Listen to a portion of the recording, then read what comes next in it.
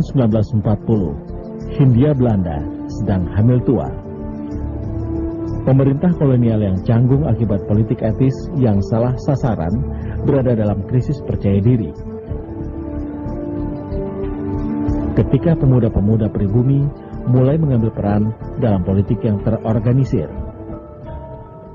Di penghujung kekuasaan kolonial Belanda, Abdurrahman Adakil lahir di Jombang, Jawa Timur pada tanggal 4 Agustus 1940. Adakil berarti sang penakluk, sebuah nama yang diambil Wahid Hasim orang tuanya dari seorang perintis dinasti Umayyah yang telah menancapkan tonggak kejayaan Islam di Spanyol.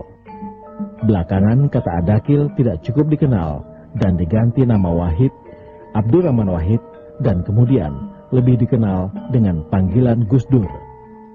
Panggilan kehormatan khas pesantren kepada seorang anak kiai yang berarti abang atau mas. Kami 6 bersaudara, Gus Dur yang sulung. Gus Dur lahir di Jombang. Dan seingat saya, dari kecil Gus Dur memang mempunyai beberapa kelebihan dibanding dengan anak-anak yang seusia beliau, ya. Darat itu ada lori atau kereta api yang mengangkut tebu itu. Biasa anak-anak umur sekian. Saya sering mencuri tebunya itu. Nanti oleh petugas pabrik gula itu dikejar-kejar. Ya itulah. Saya masih ingat Gus Dur pernah jatuh di rumah orang tua di Jalan Jawa, Jakarta. Itu ada atap beton, terus Gus Dur main layangan, jatuh, tangannya patah, terus dibenarkan oleh dukun patah, tapi masih kelihatan bekasnya ya. Gus Dur keturunan darah biru. Pertama kali belajar, Gus Dur kecil belajar pada sang kakek, Kiai Haji Hasim Asyar. Saat serumah dengan kakeknya, ia diajari mengaji dan membaca Al-Quran. Dalam usia 5 tahun, ia telah lancar membaca Al-Quran. Ayahnya Kiai Haji Wahid Hasim adalah putra Kiai Haji Hasim Asyari, pendiri Jamiah Nadatul Ulama, organisasi massa Islam terbesar di Indonesia, dan pendiri pesantren Tebu Ireng, Jombang. Ibundanya Nyonya Haja Soleha adalah putri pendiri pesantren Den Anyar, Jombang, Kiai Haji Bisri Samsuri. Kakek dari pihak ibunya ini juga merupakan tokoh NU yang menjadi Rais Am PBNU setelah Kiai Haji Abdul Wahab Hasbullah. Dengan demikian, Gus Dur merupakan cucu dari 2 ulama NU sekaligus dan 2 tokoh bangsa Indonesia. Tahun 1949, Belanda baru saja mengakhiri agresinya yang kedua di Indonesia. Kiai Haji Wahid Hasim diangkat sebagai Menteri Agama pertama. Gus Dur dan keluarganya mengikuti sang ayah pindah ke Jakarta. Pada saat sang ayah pindah ke Jakarta, Wahid sempat sekolah di sekolah dasar Kristen sebelum pindah ke SD Matraman Perwari. Ia juga diajarkan membaca buku non-muslim, majalah untuk memperluas pengetahuannya. Gus Dur juga mengikuti les privat bahasa Belanda. Guru lesnya bernama Willem Bull, seorang Jerman yang telah masuk Islam yang mengganti namanya dengan Iskandar. Secara tidak langsung, Gus Dur juga mulai berkenalan dengan dunia politik dari kolega ayahnya yang sering datang ke rumahnya. Ayah saya sering datangi Pak Husen dari Banten. Saya tahunya itu, jadi ketok-ketok pintu, saya buka pintu. Dia bilang, Bapak ada. tunggu sebentar ya. Saya ke dalam, beritahu ya ayah saya, ada Pak Husain dari Banten. Oh, ayah saya segera bangun terus bilang kepada saya, katakan pada ibu bahwa Pak Husain Banten datang. Lawan menjelang matinya pada tahun 94. Ibu saya mengatakan pada saya, kamu ingat nggak Pak Husain Banten yang sering datang ke rumah? Iya Pak, itu Tan Malaka itu. Jadi saya itu dekat sekali dengan orang lain. Nggak seperti sekarang lalu jadi jauh. Pada bulan April 1953, Gus Dur pergi bersama ayahnya mengendarai mobil untuk meresmikan madrasah baru di Sumedang. Sampai di Cimindi, di pinggiran kota Bandung, itu mobilnya selip, nabrak truk.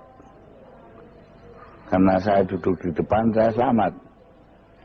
Ayah saya dan Pak Rego Sucipto yang duduk di belakang jatuh ke jalan. Gus Dur selamat, akan tetapi sang ayah meninggal. Kematian ayahnya membawa pengaruh tersendiri dalam kehidupan Gus Dur. Saya ingat Gus Dur menang lomba tulis ketika SD di Jakarta. Jadi memang kemampuan menulisnya ada bakat gitu. Ironis, saat Gus Dur masuk sekolah menengah pertama, ia tidak naik kelas. Tahun 1959, Wahid pindah ke pesantren Tambak Beras di Jombang. Di sana sambil belajar, ia merintis karir pertamanya sebagai guru.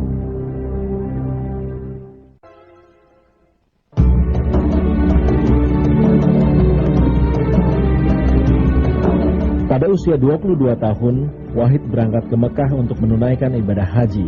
Dari Mekah, ia pergi ke Mesir untuk melanjutkan studi di Universitas Al-Azhar. Sebelum berangkat ke Mesir, pamannya telah melamarkan seorang gadis untuknya, yaitu Sinta Nuriyah, putri kerabatnya Haji Muh Sakur. Perkawinan dilaksanakan ketika ia berada di Mesir.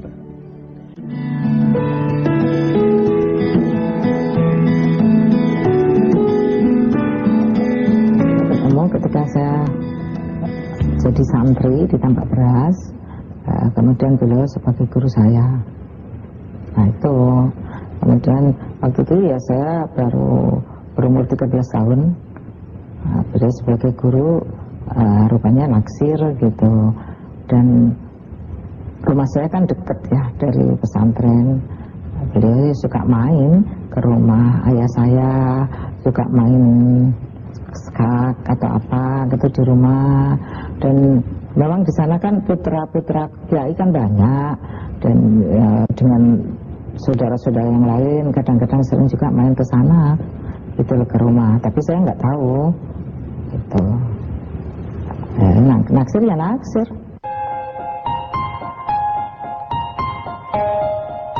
Waktu itu paman saya jadi sepupunya ibu, namanya Kiai Fatah Hasim, mengatakan kepada saya,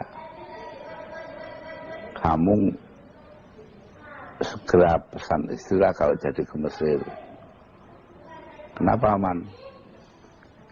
Karena kalau pulang dari Mesir baru mikirkan jodoh, itu nanti kalau dapat orang yang pandai, tentu orangnya jelek.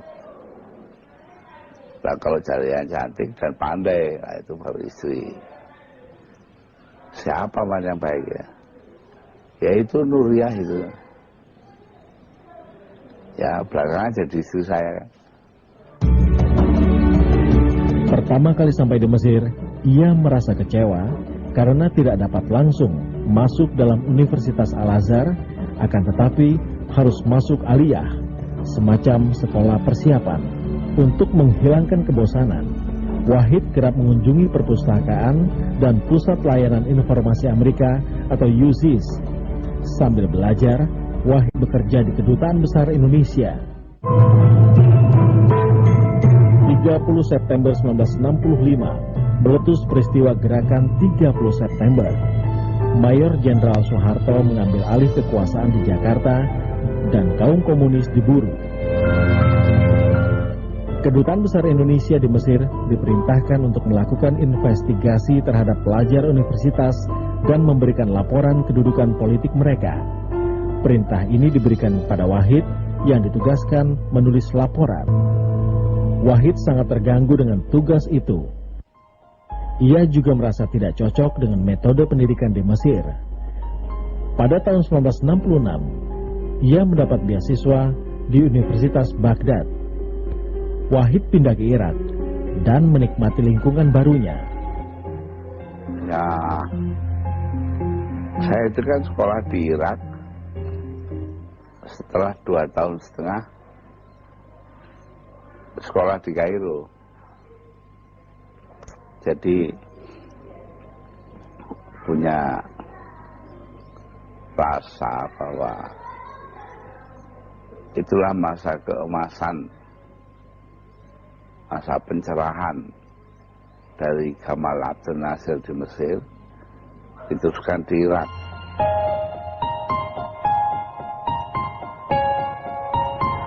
Di Irak saya belajarnya pada Universitas Baghdad. Setiap hari itu saya pergi ke perpustakaan Syekh Abdul Qadir Jailani. Nah, disitulah saya lalu belajar bahwa di samping Islam banyak pemikiran-pemikiran lain. Tahun 1970, Wahid menyelesaikan pendidikannya di Universitas Baghdad. Ia pergi ke beberapa negara Eropa sebelum kembali ke Indonesia pada tahun 1971. Wahid sangat piawai menulis, dan itu membuka jalan baginya untuk berkarir sebagai jurnalis dan kolumnis. Wahid menulis untuk majalah Tempo dan koran Kompas. Artikelnya diterima dengan baik dan ia mulai mengembangkan reputasi sebagai komentator sosial. Sebagai keturunan dari Trah Wahid, ia diminta untuk memainkan peran aktif dalam Nahdlatul Ulama. Permintaan ini berlawanan dengan aspirasi Gus Dur sebagai intelektual publik. Ia pun 2 kali menolak tawaran untuk bergabung dalam Dewan Penasihat Agama NU. Setelah kakeknya Kiai Bisri Sansuri memintanya untuk ketiga kali, akhirnya Wahid menerima tawaran tersebut. Keinginannya untuk mereformasi NU yang membuat Gus Dur merubah pendiriannya. Wahid kemudian meninggalkan Jombang dan menetap di Jakarta. Saya juga protes.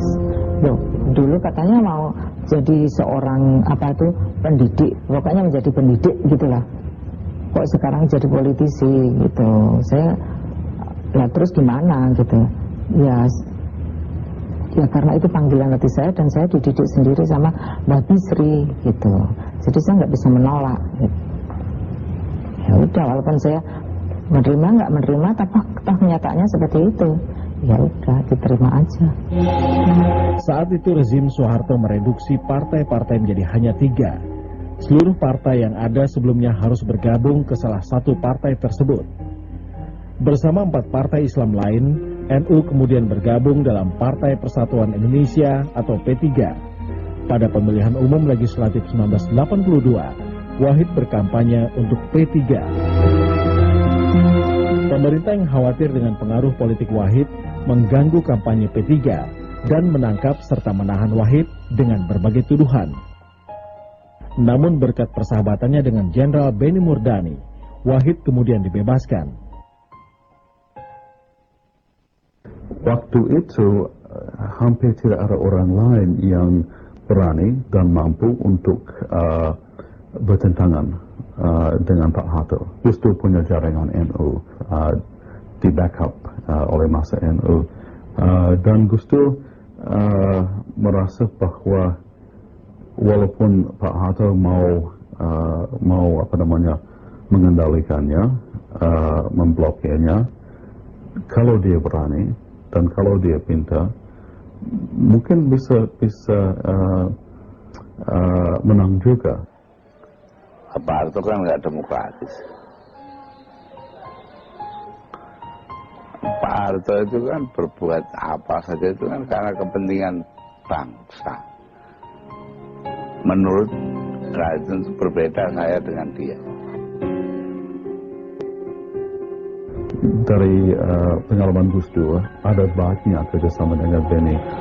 Bukan karena setuju dengan Pak Beni, bukan karena senang dengan tingkah laku Pak Beni, tetapi mau tidak mau harus ada point of contact supaya bisa ada kompromi. Pokoknya Gus Dur merasa sebagai pemimpin NU, apalagi melihat masa pemuda yang lebih bersemangat untuk turun ke jalan dan ada konfrontasi dengan pihak militer, dengan pihak Orde Baru, ada kemungkinan yang sangat besar bahwa bisa terjadi konfrontasi. Nah, kalau ada konfrontasi, pasti ada banyak yang jadi korban, banyak yang meninggal dunia. Jadi mau tidak mau konfrontasi secara fisik itu harus dihindari. Dan salah satu cara untuk menghindari itu dengan negosiasi dengan beberapa pemimpin seperti Pak Beni. Ya, saya dekat dengan Pak Beni itu karena di BAIS itu dulu saya banyak hubungan, lama-lama langsung nyangkol ke Pak Beni. Dan Pak Beni itu betul-betul orang yang setia kepada sahabat. Dia banyak sekali menolong saya. Waktu itu diperintahkan oleh Pak Harto untuk membunuh Hasyim. Pak Beni beritahukan saya, kasih tahu Iim, nanti malam ada yang datang ke rumah. Jadi sering Iim itu melarikan diri dari rumahnya. Tapi saya bilang sama dia, kalau Iim, jangan dendam pada suatu. Pada saat itu banyak orang yang memandang NU sebagai organisasi yang stagnan. Dewan Penasihat Agama lalu membentuk tim 7 termasuk Wahid untuk mengerjakan isu reformasi dan membantu menghidupkan kembali NU. Pada tanggal 2 Mei 1982, pejabat-pejabat tinggi NU bertemu dengan Ketua NU Idam Khalid dan meminta agar ia mengundurkan diri. Idam yang telah memandu NU pada era transisi kekuasaan dari Soekarno ke Soeharto awalnya menolak, tetapi akhirnya mundur karena tekanan. Pada 6 Mei 1982, Wahid mendengar pilihan Idam untuk mundur dan menemuinya. Wahid menganggap permintaan mundur terhadap Idam Khalid tidak konstitusional. Dengan himbauan Wahid, Idam Khalid membatalkan kemundurannya. Perpecahan dalam tubuh NU dapat dihindarkan. Tahun 1983, Soeharto terpilih kembali sebagai presiden untuk masa jabatan keempat oleh Majelis Permusyawaratan Rakyat dan mulai mengambil langkah untuk menjadikan Pancasila sebagai ideologi negara. Wahid menjadi bagian dari kelompok yang ditugaskan untuk menyiapkan respon NU terhadap isu tersebut. Pada Oktober 1983, ia menyimpulkan bahwa NU harus menerima Pancasila sebagai ideologi negara. Untuk lebih menghidupkan kembali NU, Wahid juga melontarkan wacana agar NU meninggalkan P3 dan partai politik. NU sebaiknya fokus kembali dalam masalah-masalah sosial sesuai hitoh pada awal pendirian NU. Ide reformasi Wahid membuatnya sangat populer di kalangan NU. Pada Musyawarah Nasional 1984, banyak orang menominasikan Wahid sebagai ketua baru NU. Wahid menerima nominasi ini dengan syarat ia mendapatkan wewenang penuh untuk memilih para pengurus yang akan bekerja di bawahnya. Secara aklamasi Gus Dur kemudian terpilih sebagai Ketua Umum Pengurus Besar Nahdlatul Ulama pada musyawarah nasional tersebut. Penerimaan Gus Dur terhadap Pancasila bersamaan dengan citra moderatnya yang menjadikannya disukai oleh pejabat pemerintahan. Pada tahun 1987, Gus Dur memperlihatkan dukungan lebih lanjut terhadap rezim Soeharto dengan mengkritik P3 dalam pemilihan umum legislatif 1987 dan memperkuat Partai Golkar milik Soeharto. Namun sikap Gus Dur selanjutnya menegaskan karakternya yang bagai pisau bermata dua. Meskipun ia disukai oleh rezim, Gus Dur mengkritik pemerintah dalam kasus proyek Waduk Kedung Ombo yang didanai oleh Bank Dunia. Proyek ini dinilai telah membuat sengsara masyarakat sekitar waduk. Meskipun hal ini membuat keruh hubungan Wahid dengan pemerintah, Soeharto masih mendapat dukungan politik dari NU. Sebagai politikus, Gus Dur dikenal dengan langkah kudanya yang licin. Ia adalah tokoh yang sulit untuk dikuasai. Gus Dur dapat memanfaatkan keluarga cendana dengan mengajak Mbak Tutut berkeliling mengunjungi pondok-pondok pesantren. Di sisi lain, ia juga memantapkan citranya sebagai pejuang demokrat yang kerap kali harus berhadapan dengan kekuasaan. Gus Dur memang banyak melakukan kritik terhadap praktek pemerintahan Orde Baru ketika itu yang otoriter ya. Gus Dur memang bukan saja memberikan legitimasi kepada Pancasila sebagai ideologi negara, tetapi juga seraya dengan itu melakukan kritik terhadap praktek terhadap penyelenggaraan pemerintahan yang menurut saya tidak benar. Misalnya pemberangusan hak bersuara dan berpendapat misalnya. Muncul pada masa Gus Dur pemikir-pemikir muda di kalangan NU yang tidak semua akhirnya pada gilirannya tidak semua orang NU juga suka karena dianggap liberal dan lain sebagainya. Kemudian muncul di dalam NU LSM gitu ya, berbagai bentuk LSM yang bergerak dalam bidang advokasi pemberdayaan masyarakat.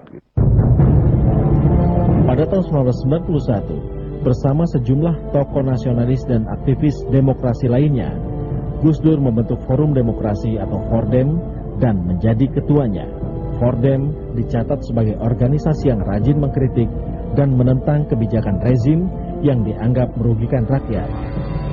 Pada saat yang sama, Gus Dur menolak masuk dalam organisasi ICMI atau Ikatan Cendekiawan Muslim Indonesia yang dibentuk oleh B.J. Habibie, orang dekat Soeharto saat itu.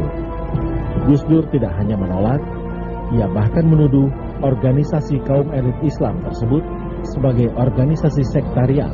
Alasan karena Gus Dur dianggap sebagai tokoh oposan, terlibat di dalam pendirian Forum Demokrasi yang sangat kritis terhadap pemerintah. Gus Dur bahkan sangat tajam sekali mengkritik ICMI yang dianggap ketika itu sebagai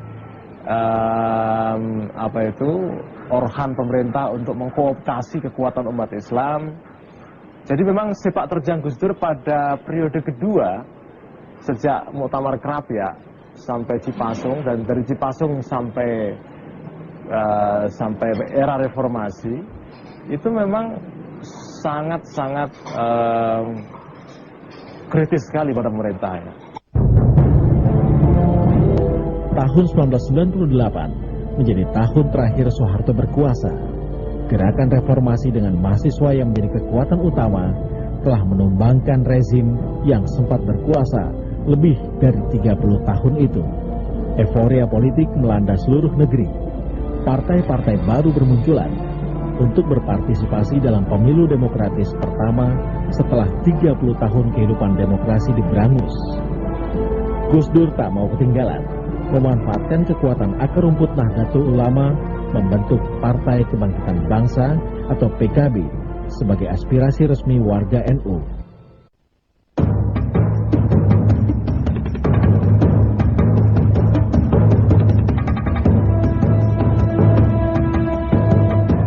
Konstelasi politik makin panas dan tak menentu menyusul lengsernya Soeharto dari kursi kepresidenan Republik Indonesia.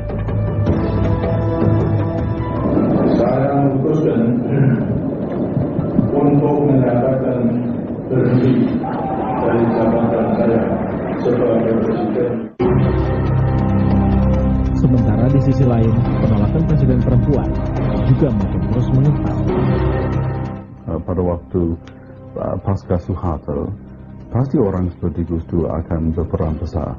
Memang tidak diduga bahwa Gus Dur akan menjadi presiden, tapi diduga bahwa akan berperan besar. Jadi kalau tidak bisa Pak Habibie lagi, kalau orang tidak senang dengan Ibu Mega, siapa lagi? Ada sebuah proses-proses politik yang unpredictable, yang tidak terduga, yang kalau tidak diselesaikan, maka kemudian bisa menimbulkan risiko-risiko politik yang sangat dahsyat bagi Indonesia gitu.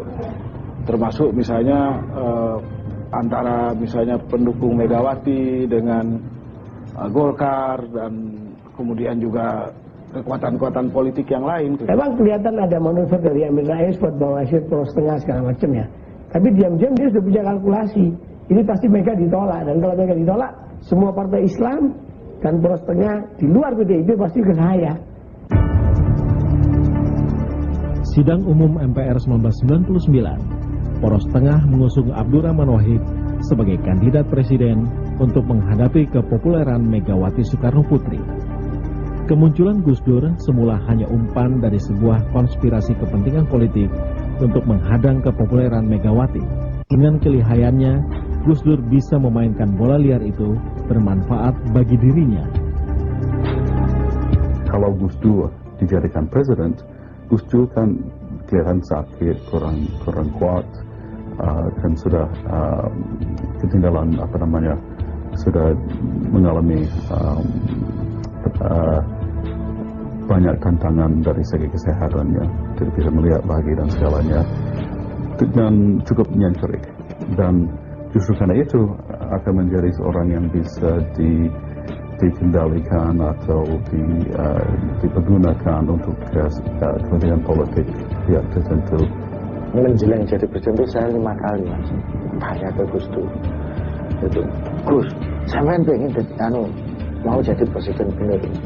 Pertama kali waktu poros, enggak lah bro, enggak ada potongan kita ini nyalon presiden itu. Nah sekarang saya sudah punya calon Mbak Mega, tapi situasinya begini, ini sudah berhadapan-hadapan. Ya saya nyelamatin aja ini, dia ngomong gitu. Paling tidak untuk calling down. Wah tapi mesti susah loh Gus, konfliknya keras loh. Wes lah yang penting rukun di sini. Soal kok awak dewi dikebuki di apa ya? Ya wes lah, nggak apa-apa lah. Nah kalau yang nggak ada yang mau ngalahin begini nanti kan kacau juga, dia ngomong gitu. Sejarah pun telah tertoreh. Dengan segala keterbatasan fisik yang ada pada dirinya, Gus Dur bisa menjadi Presiden Republik Indonesia keempat dan Megawati sebagai pemenang pemilu mendapatkan kursi Wakil Presiden. Terpilihnya Gus Dur ini dalam kelayakan politik demokrasi sangat kontroversi, di mana jabatan presiden disandang oleh bukan partai pemenang pemilu. Sekali lagi, ini membuktikan akan kehebatan dan kepiawaian seorang Gus Dur dalam kancah perpolitikan di atas kebanyakan rata-rata orang. Gus Dur itu menjadi presiden tanpa ada satu fraksi pun di MPR DPR yang dia berafiliasi ke sana kan. Jadi ada suatu kondisi yang sedemikian rupa sehingga memaksa bangsa Indonesia untuk menjadikan Gus Dur sebagai presiden.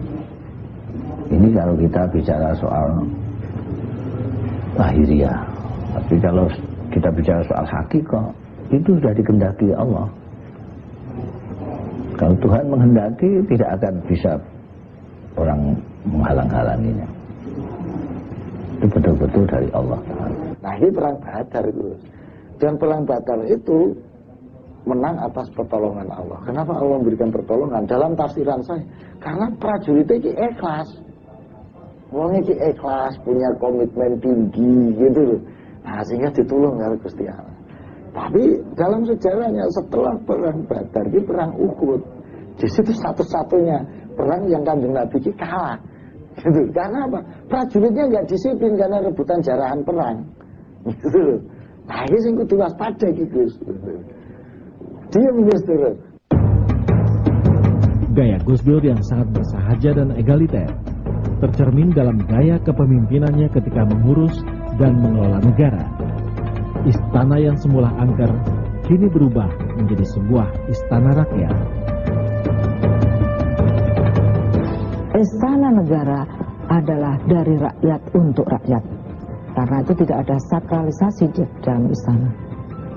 Karena itu dari rakyat, rakyat boleh. Masa rakyat tidak pernah bisa melihat istana? Padahal itu dari rakyat. Gus Dur tidak pernah menjadi seorang pemimpin yang biasa.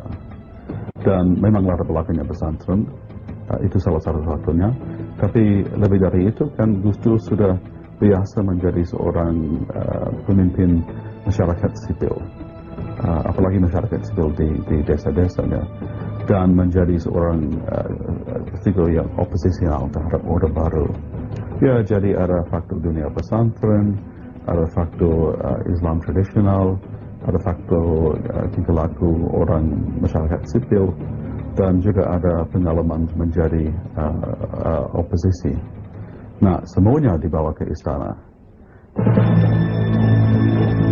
Awalnya duet Gus Dur Megawati diyakini banyak pihak akan langgeng dan kuat. Terlebih ditopang dengan susunan kabinet persatuan yang mengakomodir hampir semua kekuatan politik. Namun, penggantian Laksamana Soekardi dari jabatan Menteri Negara BUMN dan Yusuf Kala dari jabatan Memperindah menjadi bibit perpecahan. Gue ngomong ke Gus Dur waktu ketemu, ada saksinya waktu itu Pak Dharma, saya bilang, gini, Gus sampean iki neng kene duduk di pusaran arus ini Gus. Terus ya apa terus? Ya kalau pusaran arus itu kan mesti banyak dikelilingi arus-arus yang lain. Jadi ini pusat sampai mesti dikelilingi arus yang lain. Setan, jin, demit itu mesti ada di putar sampean. Dan kayaknya semuanya pakai topeng malaikat. Gitu. Nah ini yang susah sekarang ini bedakan antara demit, jin, setan dengan malaikat yang topengnya semua malaikat. Gitu. Ya, saya paham namanya presiden. Di situ pusat kepentingan, di situ pusat kekuasaan, di situ pusat pertarungan. Dan di situ juga pusat segala informasi akan masuk untuk mainkan pertarungan itu. Ada yang memberi sumbangan yang macam-macam karena niatnya baik, tapi pemahaman mereka sangat terbatas. Jadi ada unsur kampungan juga.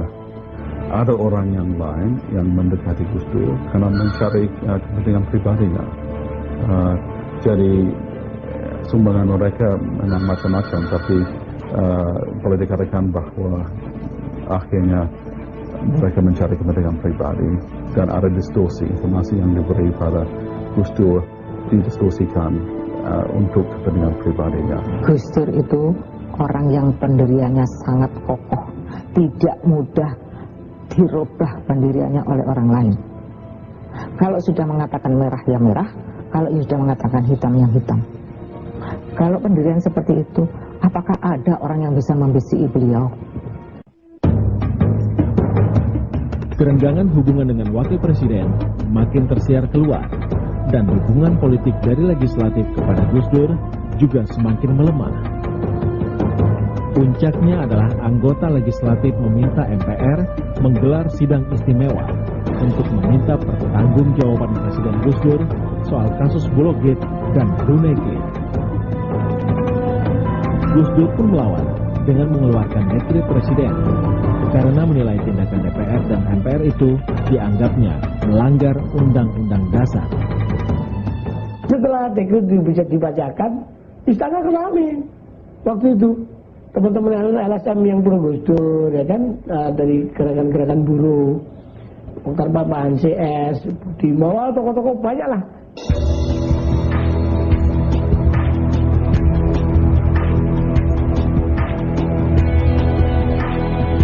Tanggal 23 Juli 2001, MPR mempercepat penyelenggaraan sidang istimewa. Presiden Gus Dur sampai akhir jabatannya tetap bersikukuh menolak memberikan pertanggungjawaban dalam sidang istimewa MPR itu, sehingga MPR menetapkan untuk mengangkat Wapres Megawati menjadi presiden pada 24 Juli 2001 menggantikan Gus Dur. Tahun 2001 sehingga bulan Juli sudah cukup jelas bahwa akhirnya Gus Dur akan didorong sehingga terpaksa untuk lengser. Nasihat dari beberapa kiai berpengaruh dan keluarga dekat meluluhkan sikap keras Gus Dur untuk tetap bertahan di dalam istana. Ya, memang seingat saya beberapa hari sebelum sidang istimewa MPR memang terasa ada ketegangan di lingkungan istana, tetapi saya rasa walaupun suasananya tegang, tapi semuanya masih berjalan seperti biasa. Memang waktu itu situasinya kan hektik banget ya, maksudnya wah udah bergelora gitu, udah gak jelas lah gitu, orang istana udah kayak pasar. Saya sempat, udahlah Pak, Bapak waktu itu nyawatnya gini, ini bukan masalah aku, ini masalah lembaga presidennya gitu. Pemerintah di Indonesia adalah kabinet presidensial. Kalau sekarang saya tidak menjadi kepala pemerintahan dengan dalih apapun, maka saya melanggar undang-undang dasar gitu. Kalau saya harus berhenti, ya berhenti. Gitu aja kamu mesti mikirin, nggak perlu dipikirin saya berhenti apa enggak. Kamu nggak bisa, nggak boleh mikir seperti itu. Mikir hanya untuk keselamatan lalu kita melanggar undang-undang dasar, nggak bisa seperti itu. Itu ucapan beliau. Untuk sebuah jabatan tidak layak harus mengorbankan atau harus ditebus dengan pertumpahan darah pada waktu itu. Ya. Makanya ketika pengikut-pengikut sudah maju rela mati, Bapak menahan, tidak perlu itu, tidak perlu, tidak usah.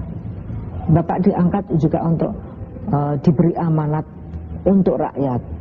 Tapi sekarang kalau diturunkan, buat apa rakyat akan menjadi korban? Waktu itu malam-malam saya datang, saya lagi makan gitu, makan. Saya makan. Situ ada Mbak Ina, ada Mbak ini turun. Waktu itu ada siapa yang datang, Pak Adi Masardi, entah siapa gitu. Terus ngomong, Gus di luar banyak orang Gus, dengan solidaritas kesampaian aja. Sampai kalau bisa sampai ngasih ucapan salam aja. Ya mas saya gitu. Terus, Gus nggak ganti pakaian dulu, nggak usah lah biar kita lebih familiar, kok nggak formal aja kok. Langsung keluar aja. Waktu Mbak Ina juga, Bapak masa pakai celana pendek Pak? Ya itu, maunya mau ke kamar ganti celana, dan digeret agak keluar pintu ya sudah, langsung keluar aja Gus Dur. Awi-awi itu, itu terjadilah kejadian Gus Dur pakai celana pendek di depan istana malam-malam. Masa presiden kok di lembaga kepresidenan yang sangat sakral ini kok pakai celana pendek? Ini kan melecehkan ini. Padahal itu soal teknis saja. Dia mau ganti lalu nggak keburu, ajudan keburu narik ke depan pintu. Walaupun terlihat murung, tapi beliau masih bisa bergurau seperti biasa, ya. Kemudian kami menganjurkan beliau untuk melakukan pemeriksaan kontrol ke Amerika, ya, ke John Hopkins Hospital yang sudah tertunda sebetulnya. Dengan diiringi beberapa kerabat dekat, Gus Dur keluar dari istana untuk segera melakukan pengecekan kesehatan di luar negeri.